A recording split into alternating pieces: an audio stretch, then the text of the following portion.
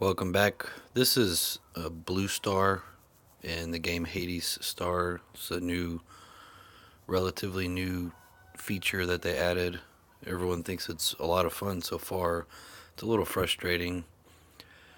The tactics involved in the lower levels versus the higher level BS is interesting, and I wanted to touch base on some things that I've seen in the higher levels. This isn't one that I participated in, but somebody that's joined our core for a collaborative 20 versus 20, which I'm interested in playing and then analyzing later. This tactic here is pretty common. Caprica is our core mate. They dropped through the sector and pulled the interceptors and then boogied out with a teleport.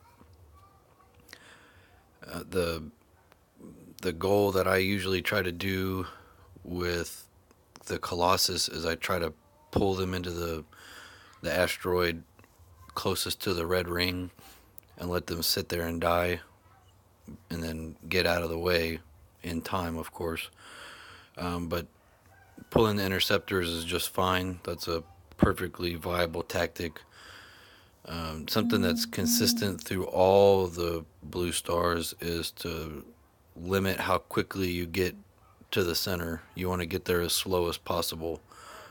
The main reason for that is the closer you are, the more enemies you've had to go through, and the less time you've had to kind of pick your battlefield. You can see several of the people have just kind of given up. There's one down here in the south that's going to end up being the one of the final two, and he does a decent job. Caprica does a pretty good job of getting away from the Colossus and the bombers, especially. The bombers really cause a lot of problems if you're not used to them. So Battleship 5, I think, is where you get the fourth mod. Yeah, I think they're all Battleship level 5. The This move right here that Caprica did, I don't necessarily agree with, but I get it. It's, they're slow and it takes a while to get to them. I might have delayed getting to that asteroid by just a hair, but the move is still valid. I mean, you just want to keep the Colossus moving either away from you or towards you in the case of trying to get them to kill themselves in the collapsing blue star. Looking back on it a second time, obviously there's a clear sector to the west now, and that's where Caprica goes. That's a good move. Just staying out of the fight, not engaging. Another tactic that I've seen in these higher levels is using Omega with Time Warp to try to get their cooldown to start over. It's a good tactic.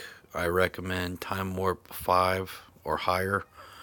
It's almost, you have to be pretty good to get your Omega back in time. This guy has Time Warp 6 and he's already got his Omega back, and Caprica's still got to wait another 15 seconds.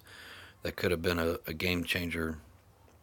But I mean, as you'll see, the final moves are what really counts. If you can get to the center ring, that's where the fun really starts, and you really start playing head games.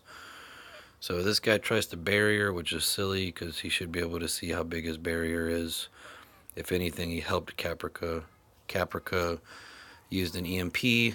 I thought it was too early because I didn't understand the mechanics of her final mod, which is Vengeance or Destiny. Destiny throws you to the closest asteroid, but if you don't have one to go to, then apparently you just sit tight. You don't go anywhere.